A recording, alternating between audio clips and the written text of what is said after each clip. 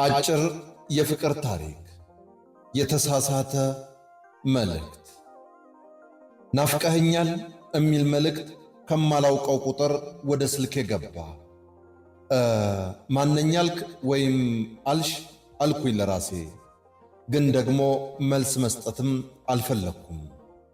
እኔም መልስ መስጠት ፈለኩ አልፈለኩ ምን ለውጣለሁ? ቴክስቱ ከዛው ቁጥር ተደጋግሞ ወደ ስልኬ ገባ ጀመር። ናፍቆት ራሱ እነዚህም መልእክቶች ቢያይ በናፍቆት ይሞት ነበር። ሆ ከመልእክቶቹ ተንተርሼ ሴት መሆኗን አወቅኩኝ። ይቅርታ ቁጥር ተሳስተሻል መሰለኝ። ይህንን መልእክት በመላክ መልእክቶቹ ወደ ስልኬ እንዳይላኩ ማቋረጥ ነበረብኝ። ከዛስ የይቅርታ ናዳ። ሆ ይቅርታ ራሱ ይህንን የይቅርታ መልእክት ቢያይ ይደመም ነበር። ዩኒቨርሲቲ የሚማር ያክስቴ ልጅ ታናሽ ወንድሜ በለው እሱ ጋር የጻፍኩ መስሎኝ ነው። ስልክ ቀይሬ ኮንታኩንቴ ላይ ስሙን ሳጣው በቃሌ የሸመደድኩት መስሎኝ ነበር መቀባጠሬ። ይቅርታ ስለረበሽኩ። ከዛ ግን ለምን ይሄን ወሬ እንዲቆም አደርገዋለሁ? who knows ሲሳይ ቢሆንስ ብዬ የጅል ሐሳብ አመነጨው። እናም እጄ መልእክት መጻፊያው ላይ ወደዚህ ቁጥር መተየብ ጀመረ። ምናልባት ትክክለኛው ቁጥር ላይ ይሆናል መልእክት የላክሽው። ይህንም ብቻ ነበር ያልኩት። ወሬ ወሬን እየወለደ እንደ ቀልድ እላፊ መጻጻፍ ጀመር። ከጽሑፍ መልእክት ወደ ስልክ መደዋወል። ለሰስ ብሎ እንደሚሄድ ንፋስ አደገ ወሬያችን። አዎ እንዲህ ነበር ጅማሮው። ልክ ጎሳዬ በተሳሳተ ስልክ ብሎ የራሱን ታሪክ እንደሞዘቀው። ሁለት የማንተዋወቅ እንግዳ ሰዎች ስማችንን እንኳን ሳንተዋወቅ አንተ፣ አንቺ፣ አጅሪት፣ አጅሬው እየተባባል ገጽታችን ምን እንደሚመስል እንኳን ምንም ሐሳቡ ሳይኖረን ቆሰቆስ ነው በስልክና በቴክስት። ጦፈ ነገርየው። ነግቶ እንደምን አደርሽ እንደምን አደርክ መባባል ሲመሽ ደናደር ደናደሪ የሰርክ ምግባራችን ሆነ። ኧረ ምን በላህ ምን ጠጣሽ ሁላ ላይ ደረስን። አይገርምም?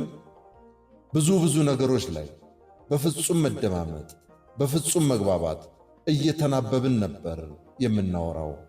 አጀኢብ ነው። በጣም የምትወደው ልጅ እንደነበረና ግን ደግሞ ቁም ነገር የማያውቅ ሕይወቱ ላይም ሰው ላይም የሚቀልድ እንከፍ እንደሆነ አጫወተችኝ። እኔም አልያዝ አልዳሰስ አልጫበት ስላለኝ ፈልጌ ስላጣሁት ፍቅር በግልጽ አጫወትኳት። ፍቅር የሚሉት ነገር የውሃ ሽታ ወይም የመስቀል ወፍ ነው እኔ ጋር አልኳት። ለጓደኛዬ ስነግረው እንደዚህም ይቻላል እንዴ? በቴክስትና በድምፅ የባህሪ ለውጥ ምን ይሉት ነገር ነው? አትጃጃል አለኝ። እውነት አለው እኮ ግን መጃጃሉን ፈለግኩት። ሳናውቀው ለካስ ፌርማታውን አልፈን ሄድን። አንዳችን የአንዳችንን ክፍተት እየሞላን ነበር። ዛሬ ሰዎች እንዴት ተገናኛችሁ እንዴት ተጋባችሁ ሲሉን ሁለታችንም መልሳችን በተሳሳተ የጽሑፍ መልእክት ግን ደግሞ በትክክለኛ ጅማሮ ብለን እኩል እንመልሳለን። ምን ያደርጋል እህል ውሃችን እንዲህ ተጻፈ። አንዳንዴ ፈጣሪ እንግዳ ሰዎችን በማይመስል አጋጣሚ ወደ ሕይወታችን ይልካል። እናም በስተመጨረሻ ራሳችንን በዛ ሰው ዓለም ውስጥ ሰምጠን እናገኘዋለን። ቀልድ ሆኖባት ያደማት ፍቅር ካሳ ሆናት። የለም ያልኩት ፍቅር በግር በፈረስ ሳስሰው የኖርኩት በተሳሳተ መልእክት ወደ ሕይወት የመጣና ኖሮ አየሁት። ፍቅር አንዳንዴ ሲሸልም ሲያንበሸብሽ አይን የለውም። የቤታችንን ንግሥት ሚስትየዋን በዚህ መልክ አፈስኳት እያልኳችሁ ነው። ማን ያውቃል?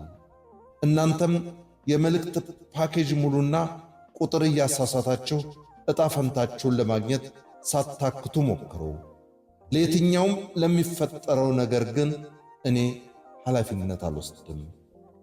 አበቃው። ሳሚ ፋንታ እንዳዘጋጀው በለጠ ሸቴ ዘሀገረ ኢትዮጵያ እንዳቀረበው